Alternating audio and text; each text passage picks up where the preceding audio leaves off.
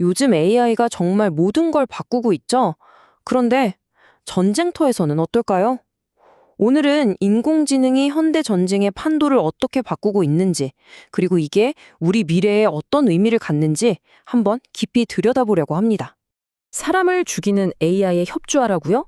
정말 충격적인 말이죠? 이게 실제로 한 세계적인 AI 개발사가 강대국을 상대로 소송을 걸면서 한 말입니다. 단순히 어떤 회사랑 정부가 싸우는 그런 차원의 얘기가 아니에요.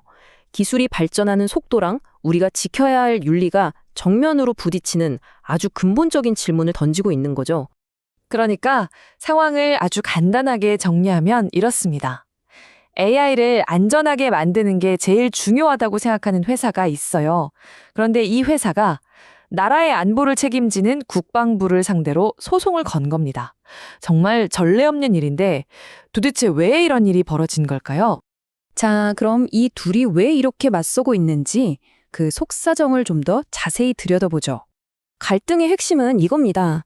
미국 국방부가 엔스로픽이라는 회사를 공급망에 위험이 될 수 있다고 콕 집어서 지정해버린 거예요. 이렇게 되면 사실상 정부랑 하는 모든 프로젝트에서 배제되는 거다 마찬가지거든요. 엔스로픽 입장에선 당연히 반발할 수밖에 없겠죠. 그래서 이건 부당하다면서 소송을 건 겁니다. 근데 여기서 진짜 재밌는 점은요. 구글이나 오픈 AI 같은 어떻게 보면 경쟁사잖아요. 그 회사 연구원들까지 이 소송을 지지하고 나섰다는 거예요. 이게 뭘 의미하겠어요? 단순히 한 회사의 문제가 아니라 AI 산업 전체의 미래, 그리고 우리가 어떤 방향으로 가야 할지에 대한 아주 중요한 갈림길에 서 있다는 뜻이죠. 자, 그럼 이 소송 얘기에서 한 발짝 물러나서 더 큰 그림을 한번 볼게요. 도대체 왜 이런 일이 벌어지고 있는가? 그 배경에는 바로 현대 전쟁의 모습 자체가 바뀌고 있기 때문입니다. 인공지능이 그냥 이론이나 실험실에만 있는 게 아니라 진짜로 전쟁터의 판도를 뒤집고 있다는 거죠. 이 모든 논쟁의 한가운데에는 laws라는 개념이 있습니다. 치명적 자율 무기 시스템. 이름만 들어도 좀 섬뜩하죠? 이게 뭐냐면 사람이 직접 조종하지 않아도 AI가 알아서 목표물을 찾고 이게 적군인지 아닌지 판단해서 공격까지 할 수 있는 무기를 말하는 거예요. 옛날에는 SF 영화에나 나오던 얘기였잖아요. 근데 이젠 이게 현실이 돼서 국가 안보를 이야기할 때 빼놓을 수 없는 핵심 주제가 된 거죠. 실제로 AI가 어떻게 쓰이고 있는지 구체적인 예를 좀 볼까요? 미군이 바로 그 소송을 건 엔스로픽의 AI, 클로우드를 이용해서 이란에 있는 공격 목표물 1000개를 찾아내는데 도움을 받았다고 해요. 이게 정말 놀라운 게 사람이 하려면 엄청난 시간이 걸릴 일이잖아요. AI가 순식간에 해치우는 겁니다. 이처럼 AI는 어마어마한 양의 정보를 실시간으로 분석해서 최적의 작전을 짜고 또 수많은 드론을 동시에 지휘하는 식으로 인간의 능력을 훌쩍 뛰어넘는 전쟁의 핵심 기술이 되어가고 있는 거죠. AI가 전쟁을 어떻게 바꾸고 있는지 예전 방식이랑 한번 비교해보면 확 와닿을 거예요. 옛날 전쟁은 어땠어요? 지휘관이 오랜 경험이랑 직관으로 신중하게 결정했죠. 시간도 오래 걸리고 비싼 무기 하나하나가 중요했고요. 근데 지금은요? AI가 데이터를 쫙 분석해서 순식간에 최적의 타겟을 찾아내고 실행에 옮깁니다. 속도가 말도 안 되게 빨라진 거죠. 그리고 이제는 비싼 전투기나 탱크가 아니라 값싼 드론 수백, 수천 대가 훨씬 더 위협적인 시대가 된 겁니다. 전쟁의 공식 자체가 완전히 바뀌고 있는 거예요. 자, 그럼 여기서 정말 근본적인 질문이 나옵니다. 이렇게 모든 게 빨라지고 자동화되면 결국 누군가를 공격하고 말고를 최종적으로 결정하는 건 과연 누구일까요? 기계일까요? 사람일까요? 바로 이 의미 있는 인간 통제 문제를 두고 전 세계가 지금 엄청나게 치열하게 논쟁하고 있습니다. 입장은 딱 두 갈래로 나뉩니다. 한쪽에서는 전쟁은 속도가 생명이다. 적보다 앞서려면 AI한테 최대한 자율성을 줘야 한다고 주장해요. 군사적 우위를 점해야 한다는 거죠. 하지만 다른 한쪽에서는 특히 유엔을 중심으로 아무리 그래도 사람의 목숨을 결정하는 일인데 기계한테만 맡길 수는 없다. 최종 판단은 반드시 사람이 해야 한다고 강력하게 맞서고 있습니다. 기술의 효율성이냐 인간의 윤리적 책임이냐 이 두 가치가 정말 팽팽하게 맞서고 있는 거죠. 이런 윤리적인 문제뿐만이 아닙니다.